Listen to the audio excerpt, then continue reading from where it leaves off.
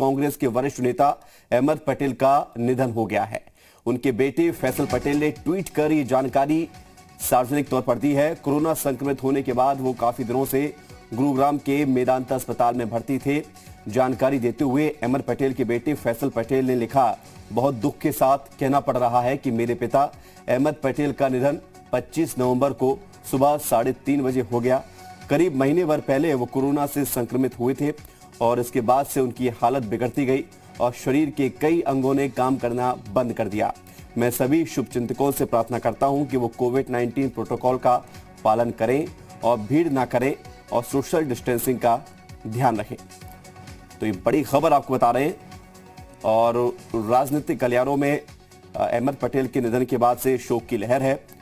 हर कोई अपने अपने शब्दों में शोक प्रकट कर रहा है। कांग्रेस के वरिष्ठ नेता अहमद पटेल, जाना पहचाना नाम राजनीतिक जगत में अहमद पटेल कांग्रेस के खेमे से बड़ा नाम जाना जाता है और उनके निधन से राजनीतिक क्षति हुई है।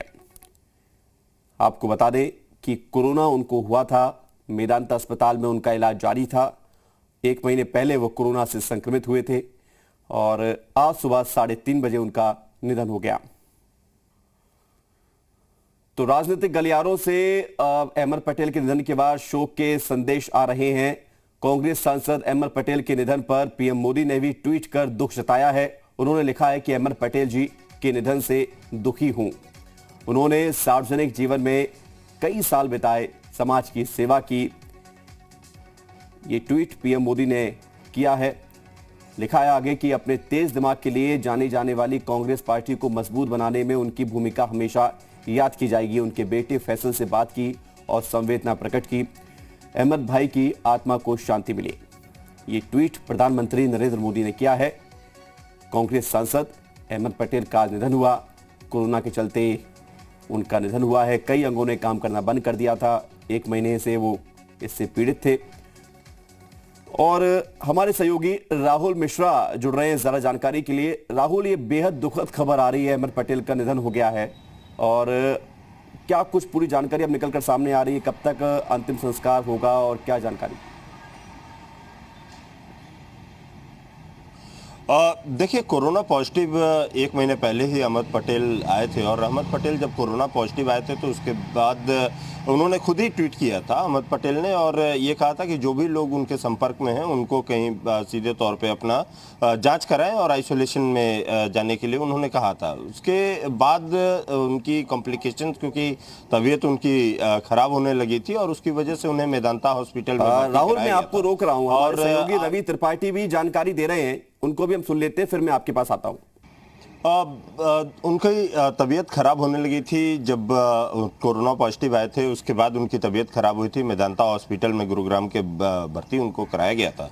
वहाँ उनका इलाज चल रहा था और उनके इलाज में कहीं यदि सीधे तौर पे कहा जाए तो उनकी हालत में सुधार भी होने लगा था, लेकिन मल्टी ऑर्गन फेलियर, उसके बाद हालत में सुधार होने के बाद फिर उसके बाद कॉम्प्लिकेशन आया था और उसके बाद मल्टी ऑर्गन उनका फेलियर हुआ था। कई अंग उनके काम करना बंद कर दिए थे और आज सुबह 3:39 पर उनका निधन हो गया। उनके खुद बेटे ने ये बात ट्वीट करके दी।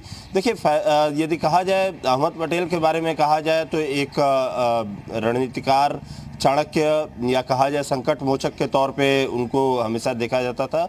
और जब भी यूपीए 1 हो या यूपीए 2 हो या कहा जाए तो क्योंकि राजीव गांधी के भी करीबी रहे थे, सोनिया गांधी के राजनीतिक सलाहकार अहमद पटेल रहे और अहमद पटेल जब भी यदि दिक्कत आती थी या विपक्ष जब भी हावी होता था, उस तरीके से हमेशा जो है पार्टी को निकालने की, उनको कहीं बाहर निकालने के लिए, संकट से उबारने की पूरी उनकी प्रयास रहती थी और वो हमेशा उसमें कामयाब भी रहते थे।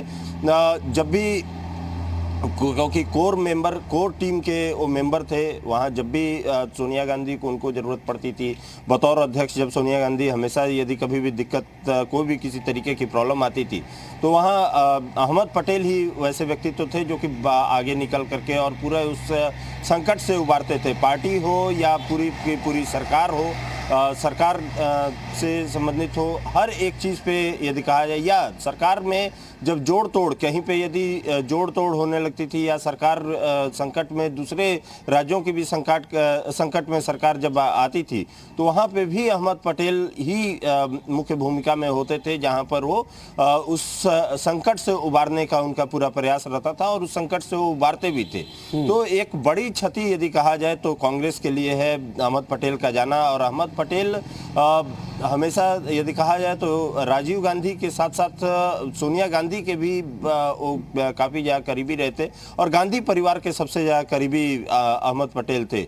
तो एक कहा सकता है कि कांग्रेस के लिए एक क्षति जरूर है। और ये आप यदि देखें तो तमाम जो नेता हैं, कांग्रेस के तमाम नेता हैं, चाहे अभिषेक मनु सिंघवी हों, मनीष तिवारी हों, चाहे दिग्विजय सिंह हों, तमाम नेताओं की जो ट्वीट है उसमें या जो कॉन्डोलेंस मैसेज है उसमें साफ सीधे तौर पे उनके मैसेज में ये बात जरूर झलकती है कि किस तरीके की छवि थे अहमद पटेल, किस तरीके से अहमद पटेल का जाना इन लोगों के लिए बिल्कुल निश्चित तौर या पर कांग्रेस पार्टी के लिए अहमद पटेल का जाना कांग्रेस के लिए सबसे बड़ी क्षति है। खुद राहुल गांधी ने भी उनके स्वस्थ होने के लिए ट्वीट भी किया था, कामना भी की थी, हालांकि अब वो हमारे बीच नहीं रहे।